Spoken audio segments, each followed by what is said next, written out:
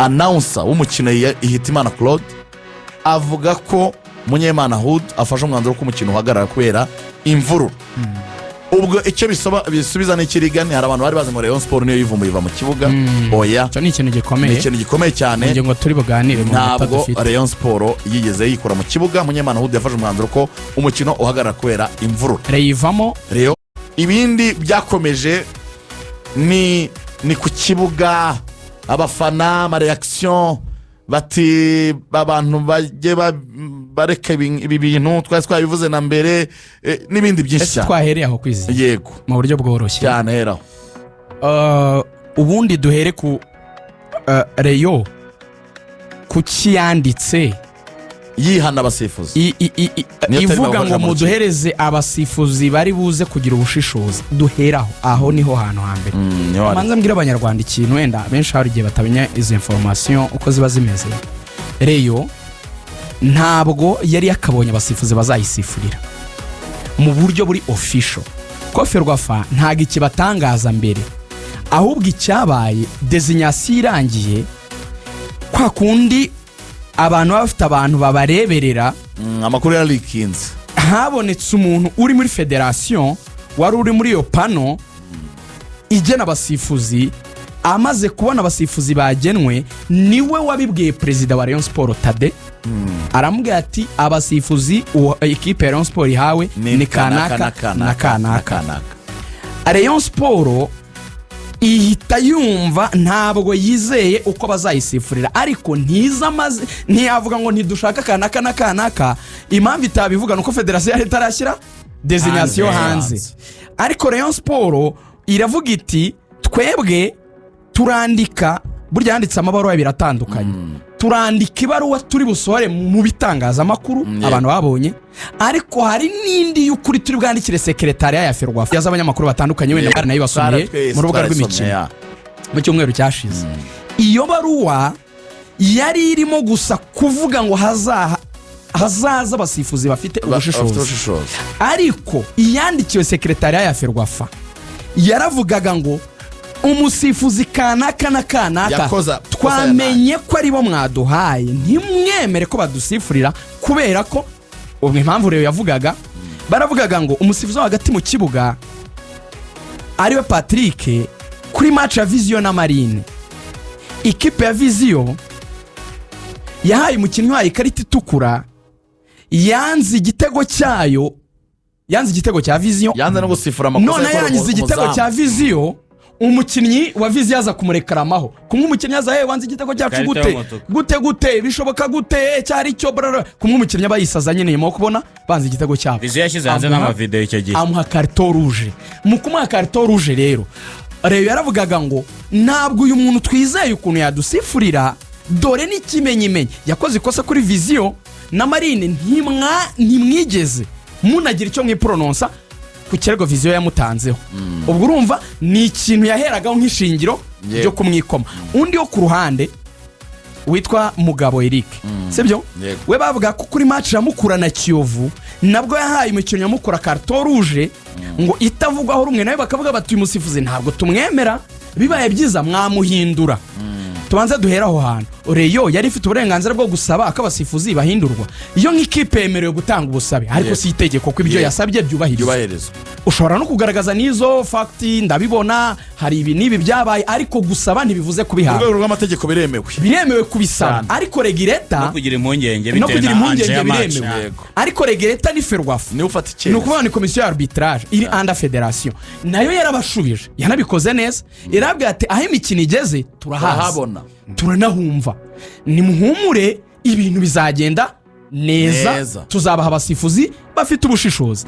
Impamvu federation itabahinduye ni n'uburenganzira bwayo kurekera abasifuzi, kuko federation nka regreta nigena abasifuzi na gari kipe zigenera abasifuzi. Aho ngaho abanyarwanda babanza basobanukirwa ikintu kimwe, kuba Rayon yasaba yari ibyemerewe, ko nabonye hari abantu ari kuzana ibintu ngo abanyamakuru ko nibo bagumuye ngo bafana abanyamakuru ze bagumuye abafana abanyamakuru dukomeze nta hantu bihuriye. Rayon niba yasabye umunyamakuru agomba kubiripoti cyane. nta kibazo kibirimo ibyo ngibyo, that's not a problem at all. Hanyuma nuko federasiyo itakwemerera Rayon Sport guhindura abasifuzi kuko yabisabye, nayo irabyemera kuko niwe regireta. Aho sofa ibintu biri mu nzira nziza, ahubwo mu mukino byagenze. Hari ikindi kintu twagarutseho cy'abasifuzi Rugaju mu kiganiro kwizigira byibukana na CDS aduha inyunganizi, tuvuga ngo iyi mikino higeze byaba byiza habaye designation y'abasifuzi bari international. Turavuga abasifuzi bafite badge ya FIFA, twavuga tuti kuri match ya APR iza gukina na Gorira, kuri match ya Sport na Bugesera bashyira abasifuzi bafite badge ya FIFA ko tuvuga tuti bafite ibyo bahomba. Izo match zombo ko ari ebyiri, nta nimwe hawo umusifuzi mpuzamahanga. Ya APR ngabo ubwo mu Bugesera ari ngabo nziza Patrick.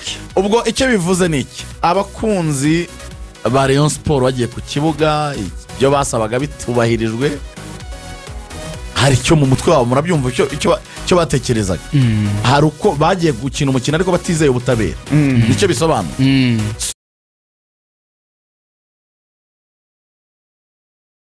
So mu mukino rero umusifuzi we yitwaye ati kuri Gahigi na Bugesera bati 90%. Yaba ari amanota 10 ryasigaye. Murimo biyumva mutuerere dutoye umuntu yakora nk'umuntu. Ni nko kuvuga ngo judgment yari fair, gusa nyine nk'umusifuzi ntihabura akantu yisobyeho gato.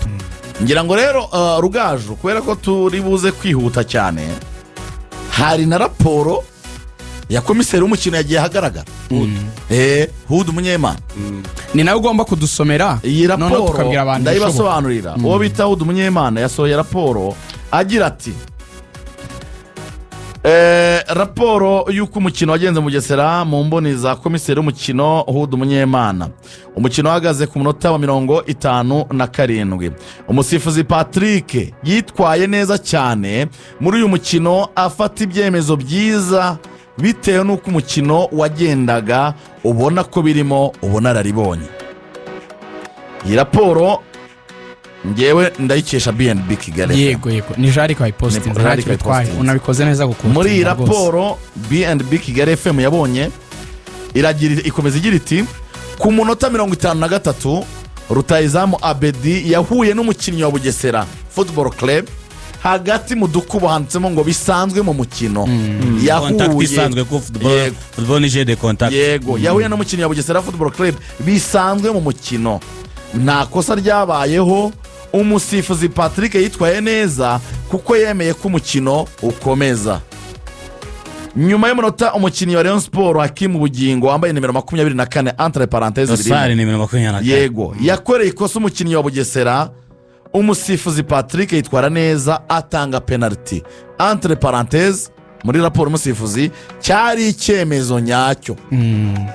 Bwana Hood Umunyemana yasoje ashimira cyane umusifuzi Ngabisonga Patrick, avuga ko ari umusifuzi mwiza, asaba ko ahubwo yakomeza guhabwa imikino yo gusifu.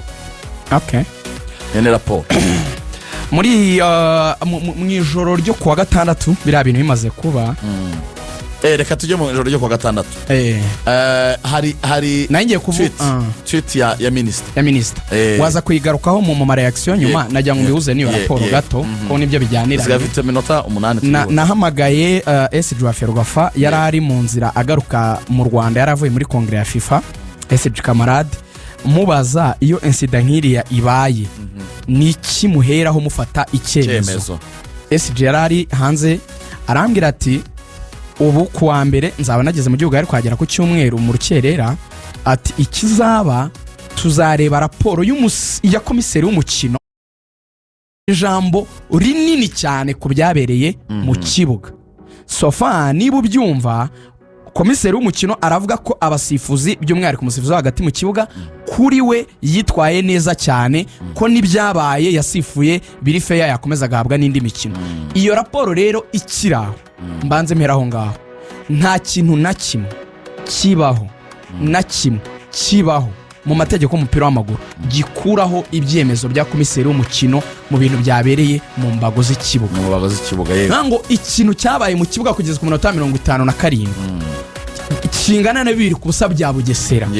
Kuba komiseri adakweshoninga namba imisifurire 100%, icyo manze mu gifate nk'ikintu giteretse hariya ndakorwaho gitagatifu. ni nka papa wato Yego. nta kundi wabigenza nuwo nyine nuko nyine byarabaye ubwo rero ibindi byose byavugwa ubwo birajya hanze ya pitch y'ikibuga Yeah. hanze y'ikibuga Hanze y'ikibuga. hari abantu numvaga bavuga ngo ubwo ngo rezilita ya 2-0 niba ari ikintu banza kugeza ku minota 57 ni ikintu kiri intouchable as long as komiseri w'umukino yagitanze muri raporo yemera yuko byari fair yego ibindi ni biriya byo hanze nyine by'amabuye yego amabuye yatumye umukino udakomeza ni nacyo cyatumye umusifuzi afata icyemezo minisita wa siporo Nelly Mukazayire yaranditse ati mwiriwe neza hari amakuru twakomeje kubona ajyanye n'umukino wahuje Rayon Sport na Bugesera Football Club cyane cyane imvururu zahabaye tukaba twibutsa abakunzi ba ruhago ndetse n'abanyarwanda bose ko imyitwarire irimo imvururu mu bikorwa bya siporo itemewe kandi ihabanye n'amategeko ibijyanye n'uko umukino wagenze n'ibyo amakipe yaba afiteho ingingimira hari izindi nzego ziteganywa n'amategeko bigomba kunyuramo muri Ferwafa no muri Rwanda Premier League bigahabwa umurongo natwe nka Rwanda Sports ubwo ni Minisiteri ya Siporo mu nshingano dufite no mu buryo dukorana n'izindi nzego tuzabikurikirana. Hanyuma hakurikiyeho itangazo rya Ferwafa nyuma y'imvururu zabereye kuri stade ya Bugesera ku mukino wa Rwanda Premier League wahuje ikipe ya Bugesera Football Club na Rayon Sport kuri wa gatandatu tariki ya 17 Gicurasi 2025 utararangira turamenyesha ko ibikorwa byose by'urugomo bibangamira imigendekere myiza y'umupira w'amaguru bitemewe kandi bitazihanganirwa. Tuboneyeho kandi kumenyesha ko icyemezo kuri uwo mukino kizafatwa bidatinze n'inzego za Ferwafa zibifite mu nshingano. Rayon Sport ejo yaranditse nayo ivuga ku byabereye i Bugesera. Rayon Sport yagize iti ubuyobozi bwa Association Rayon Sport buramenyesha abakunzi b'umupira w'amaguru ko bwababajwe bikomeye n'ibyabereye kuri stade ya Bugesera gatandatu tariki ya 17 Gicurasi 2025 umukino wahuzaga Bugesera Football Club na Rayon Sport utabashije kurangira. Ibyabaye bihabanye n'indangagaciro z'umupira w'amaguru gukina mu mucyo no kubahana. Ubuyobozi bwa Association Rayon Sport burashimangira ubushake bwo gukorana n'inzego zibishinzwe zirimo Ferwafa, Minisiteri ya Siporo n'izindi nzego bireba mu gushakira hamwe ibisubizo byubaka siporo. Turabasaba ko hafatwa ingamba zihamye kandi zinoze mu rwego rwo gukumira ko ibisa n'ibyabaye byakongera kubaho. Turakomeza gutanga umusanzu mu kubaka umupira w'amaguru uzira amakemwa ushingiye ku mucyo ubufatanye n'iterambere rirambye. Ubuyobozi bwa Association Rayon Sport yose n'amatangazo yatanzwe ariko ayirumva yose ko agusha kuri icyo kintu cyitwa imvururu ko bitemewe ko bitari mu mucyo ko amakuru nkesha mugenzi wacu Rugangura Axel nibyo byatumye ku munsi w'ejo ku cyumweru harateranye inama zitandukanye zirimo n'abayobozi batandukanye b'igihugu baganira n'ubundi n'abayobozi b'umupira w'amaguru mu Rwanda, minisita, abayobozi ba federasiyo birumvikana perezida na SG bagana n'abantu bari mu nzego z'umutekano harebwa icyaba cyarateye abafana ba Rayon Sport gutera amabuye. Impamvu banabyemera ko nabo ari abafana ba Rayon Sport nuko bibazaga ngo niki cyaba cyaratumye bayatera. Nazaba Bugesera ngo bari kuyatera gute kandi batsinze. Noneho ibyo no question about that igisigara ahubwo ari cyo kibazo. Nubwo bitemewe gutera amabuye ariko se nabo bari baza ngo niki cyatumye bayatera. Hakazamo ibice birero mu buryo bw'amategeko. Mu kanya saa 5 icyo twabwira abanyarwanda komisiyo ishinzwe amarushanwa ihagarariwe na Nsinzi igiye guterana iraba iri kumwe na SG wa Ferwafa nibo bari buze kwanzura bagatanga itangazo ry'ikivuye mu byemezo bafashe nyine hari hisunzwe amategeko harebye amategeko kuri incident Rayon Sport ndetse n'ikipe ya Bugesera. Mu bintu bitekerezwa rero bishoboka ikintu cya mbere Muvunyi niwe wansekeje turi kumwe nanga batwara majestiti president ibi bintu bibaye biraza gufasha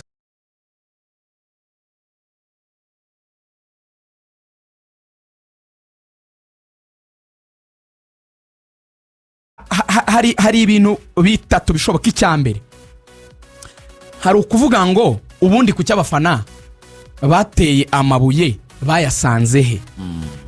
Bayasanze mu kibuga kuri stade. Ese abafana bemerewe kwicara ahantu bashobora kubona amabuye? Ko binjira basatswe nta mabuye bafite bemerewe kwicara ahantu hari amabuye byose byakomeretsa cyangwa ibindi bintu byose byakomeretsa? aho bakavuga ngo hisunzwe itegeko ry'uko ikipe yakiriye umukino ari iba ifite umutekano mu nshingano zayo ubwo ariyo Bugesera icyo gihe Bugesera ngo yaterwa mpaga ku mpamvu z'uko yicaje abafana ahantu batagombaga kwicara. hari ahantu iyo ni senariyo ya mbere bahise nsoze iminota itaranshirana bikaza kuvuga yuko naje kuvuga ko ari uko bigenda bahise nsoze. Icya kabiri, mu gihe byagaragara ko ari abafana ba Rayon Sport bateye amabuye, icyo gihe byafatwa nk'aho abafana ba Rayon Sport rero bateje akaduruvayo ikaba yahanishwa kuba izakina nta bafana bari ku kibuga muri match runaka wenda bagena mu bihano.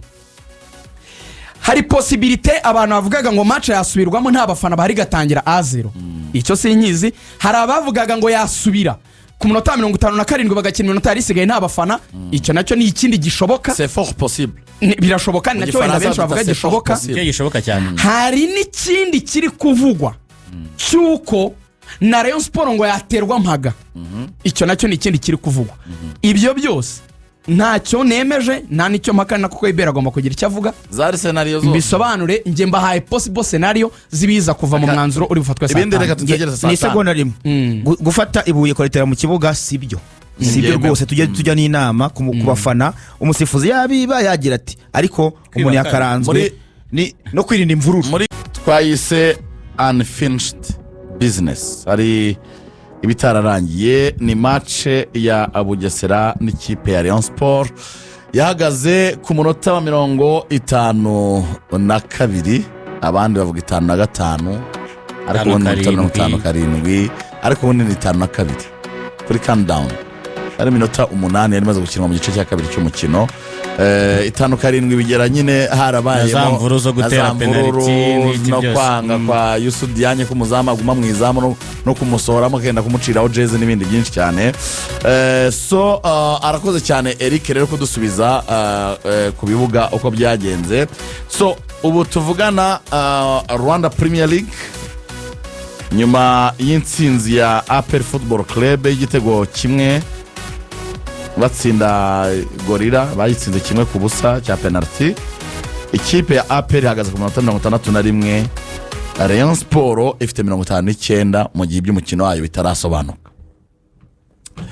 Ngira ngo byinshi murabizi byabandirije uyu mukino, twagiye tubiganiraho mu biganiro byacu byatambutse. Buvuga amabaruwa Rayon Sport yasohoye yikoma abasifuzi bari designé. Ferwafa yabashubije babwira ko ibizi uko imikino iremereye ariko atari bo bagomba kwigenera abasifuzi. Designation yarakozwe irarangira, birangira abasifuzi Ngabo Isonga Patrick, Mugabo Eric ndetse na Ruhumuriza Justin, niba mbyibuka neza muze kumfasha. Yego nibyo. Aribo bahawe kuyobora umukino wa Bugesera Football Club. Umukino uratangiye ni bugingo, ahubwo Fisto yaraje gukora kuverti niba mukoze mu bugingo aryama hasi. Umusifuzi Ngabo Isonga Patrick atanga penalty ku ikipe ya Bugesera Football Club. Hari ibyemezo bimwe na bimwe byagiye bifatwamo hagati mu mukino, abareyo bagahaguruka bakajya mu kirere ntibabyemere, n'abayobozi ntibabyemere. Ngira ngo kuri Radio Rwanda ngenera na Lorenzo nitwe twogezaga umupira twanabigarukagaho ku byemezo bimwe bisanzwe byo hagati mu kibuga, umuntu wenda baramukandagiye bigenze gute. Amaze kwemeza penalty, abakinnyi ba Rayon Sport bari agité, barakaye bikomeye cyane bitewe nuko batekerezaga ko ahubwo aribo bagakwiriye guhabwa penalty. Batangiye gushondana n'umusifuzi. Gitangaje ahubwo gihe cyantangaje n'uburyo umusifuzi nta muntu yahaye ikarita. Byarantunguye, ariko nabo bamusunitse, baramusunikaga mu gatuza. Yusuf Dianye rwose uburyo yamwatakaga ubona yari kumukubita, sunitse bikomeye cyane. Umusifuzi nta muntu yahaye ikarita, akomeza kuguma ku cyemezo cy'abereka ati ni penalty. Yusuf Dianye ararakara cyane ku buryo bukomeye, arasimbuka aragenda afata noneho patient umuzamu, aramukurura amusohora mu izamu, aramubwira ati wikwemera ko bagutera penalty, vamo bayitsinda utarimo. Aramusohora amukura mu izamu ku ngufu, aramuterura. Patient kandi nawe ni umusore, baragundagurana umupira yenda kumukuramo. Patient bati birekere nta kibazo, nayikuramo. Biranga, abakinnyi bane baragenda bajya hejuru ya Yusuf Dianye bamumwamururaho. Patient agaruka mu izamu, Yusuf Dianye asigara ku murongo arira. Bakeve baramubwira ati hanga. murongo arira bakeve baramubwira ati hangane ngo ni nako Serumogo nawe izamu yari arihagazemo Serumogo ahagarara mu izamu hagati yanze kurivamo baramubwira ati vamo Serumogo baremera abakinnyi baravuga ati mutere penalty kuko urumva babanje kubabazwa n'uburyo bo babonaga bagahawe penalty ntibayihawe bari bazi ko bagiye kurekarama noneho muri contre attaque ibaye adversaire ahawe penalty urumva umutwe wabo uburyo bameze barakaye cyane Yusudianya bamaze kumumwamuraho Serumogo hari Omar wari wahagaze mu izamu yanze kurivamo avuga ati mwidutera penalty baramubwira ati vayo reka batere Umar Aba ahabwa penalty arayitsinda bibi bitego bibiri by'ikipe ya Bugesera ubwo twakeze ku minota 57 bibiri ku busa penalty yuri ya musore yanatumye agira ibitego 14 ubu ni top scorer wa championnat y'u Rwanda yahise aca kuri for nganye banganyaga 13 so ubwo icyakurikiyeho ni ikirero abafana ba Rayon Sport bari ku ruhande rudatwikiriye i Bugesera kuri fence y'ikibuga batangiye gutera ibinonko byari biraho n'uducupa tw'amazi n'ibindi babitera mu kibuga babiteraho umusifuzi Ruhumuriza Justin yagombaga kuba yasifurira umusifuzi yagize ubwoba bwo kujya muri ibyo bintu yabonaga batera mu kibuga ahitamo kuvamo ariko abafana bandi bari muri stade bose ba Rayon Sport bavuga bati nimuvemo nimutahe na perezida wa Rayon yagiye kubaho nyuma inzego z'umutekano ziragereza kwa Karuma aya bonga lebitsa muhire keve bajya gusaba imbabazi abafana bavuga ati mureke gutera amabuye mureke umukino ukomeze abafana barabananira baravuga atoya biza kurangira inzego z'umutekano zije kureba President Tade baramuga ati ngwino nka president ajyana n'umugabo bita Patrick bajya gucecekesha nagacinya bajya gucecekesha abafana ikintu babasubije barabwiye ngo nimugende niba mwifatanyije nabo namwe turabirambiwe ahubwo abakinnyi ni basohoke mu kibuga so match abareyo bari agite